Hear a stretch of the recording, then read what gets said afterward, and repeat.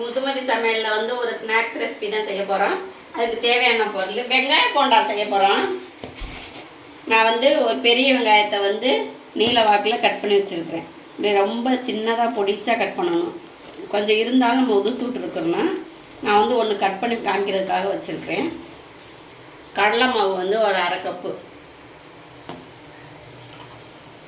புதினா கொஞ்சம், மல்லியில கொஞ்சம், கருவேப்பிலை கொஞ்சம், சோடா உப்பு, மிளகாத்தூள் 1 ஸ்பூன், பெருங்காயத்தூள், உப்பு 1 ஸ்பூன் வந்து அரிசி மாவு.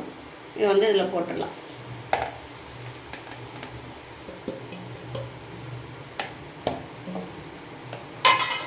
இதை பெரட்டி விட்டுடலாம்.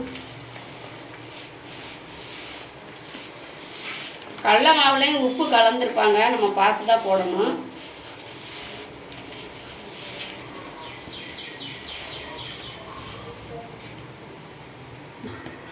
ஒரு கைப்பிடி வந்து முருங்கைக்கீரை, நம்மள்ட்ட என்ன கீரை இருக்கோ அதை போட்டுக்கலாம். அரைக்கீரை போடலாம், தண்டைக்கீரை போடலாம், முருங்கைக்கீரை போடலாம்.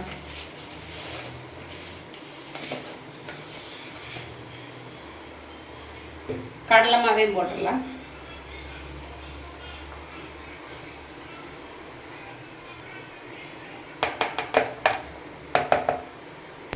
தண்ணி ஊற்றாமல் இந்த வெங்காயத்துலேயே இங்கே வந்து ஈரம் இருக்கும், அதுலேயே நம்ம எல்லாத்தையும் பிசைஞ்சு விட்டுட்டு அப்புறம் லைட்டாக தண்ணி தெளித்து பிசைஞ்சு வச்சுக்கலாம்.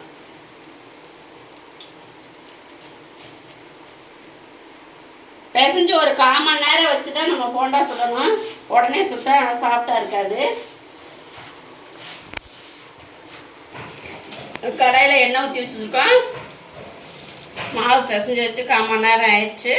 நம்ம வந்து சுட்டு எடுத்துடலாம். அதை எண்ணெய் காஞ்சிருச்சு. ஒவ்வொரு உருண்டையாக நம்ம போட்டு எடுத்துடலாம். அடுப்பு வந்து ஃபுல்லாக வைக்கக்கூடாது, அப்புறம் மேலே உள்ளக்க வந்து மாவு வேகாமல் இருக்கும். சிம்மில் தான் வச்சுக்கணும். கலர் பொடி எதுவுமே நம்ம போடலை, மிளகா பொடி போட்டதுனால தான் கலராக இருக்குது.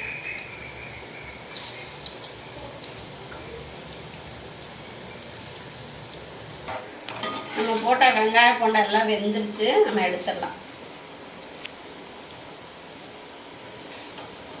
டீ கடை வெங்காய போண்டா ரெடி ஆயிடுச்சு.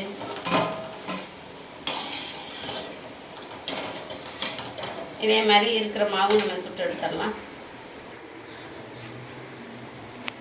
வெங்காய போண்டா ரெடி ஆயிடுச்சு. இதே மாதிரி நீங்கள் செஞ்சு சாப்பிடுங்க. வீடியோ பிடிச்சிருந்தா லைக் பண்ணுங்கள், ஷேர் பண்ணுங்கள், சப்ஸ்கிரைப் பண்ணுங்கள், பெல் பட்டனால் கொடுங்க. தேங்க்யூ.